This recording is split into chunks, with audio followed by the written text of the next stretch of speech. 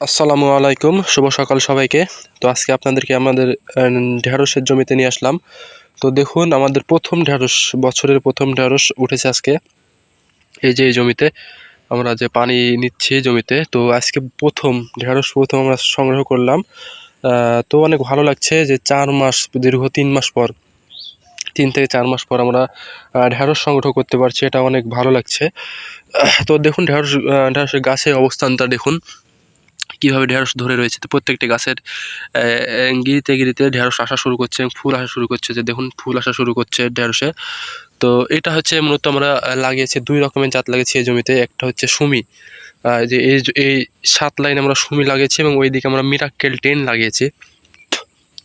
তো আপনাদের ওইদিকে কি জাতের ঢেঁড়স চাষ করেন আপনারা অবশ্যই একটু জানাবেন।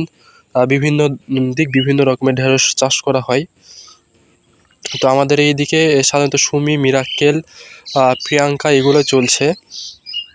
আপনাদের ওইদিকে কী রকম ঢেঁড়স চাষ করেন অবশ্যই জানাবেন। আর আমরা শীতের মৌসুমে ঢেঁড়স চাষ করে থাকি। অনেকে বর্ষার মৌসুমে চাষ করেন, সেটা অন্য ঢেঁড়স।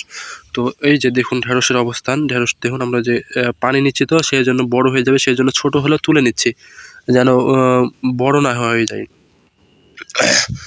তো এই যে ঢেঁড়স, আপনারা অনেকে ভেন্ডি বলেও চিনে থাকবেন। তো ঢেঁড়স অনেক এখন বর্তমানে দাম অনেক হবে, কারণ এখনও বাজারে উঠতে লাগেনি ঢেঁড়স। 120, 30 বা 150 টাকা কেজি হতে পারে। তো এইগুলো আমরা বাড়িতে খাওয়ার জন্য তুলছি। তো আপনাদের ওইদিকে ঢেঁড়স কেমন হয় সেটা একটু জানাবেন। বিভিন্ন রকমের ঢেঁড়স চাষ করে থাকেন। তবে ঢেঁড়সের চাহিদা প্রচুর থাকে। দিনে প্রত্যেক দিন তোলা লাগে ঢেঁড়স, অনেক ফলন হয়। তো লাভজনক ফসল।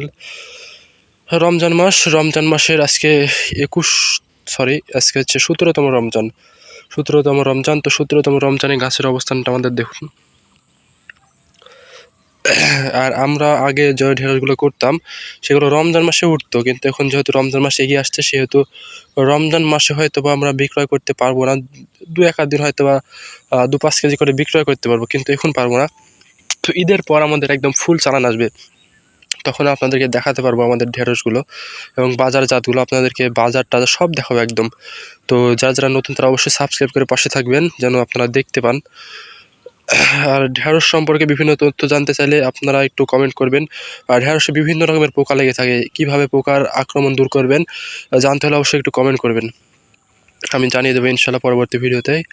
আর ঢেঁড়সে প্রচুর পরিমাণে সাদা মাছি লাগে। তো সাদা মাছির জন্য আপনারা কী ব্যবহার করেন সেটা জানাবেন। আমরা বিভিন্ন রকমের বিষ ব্যবহার করি, তো কোনটা ভালো কোনটা খারাপ যদি জানতে চান একটু অবশ্যই কমেন্ট করবেন। আর ঢেঁড়সের দেখুন ফুল আসা শুরু করছে। তো সবাই ভালো থাকবেন, সুস্থ থাকবেন, আমাদের চ্যানেলটি সাবস্ক্রাইব করে পাশে থাকবেন। আল্লাহ হাফেজ।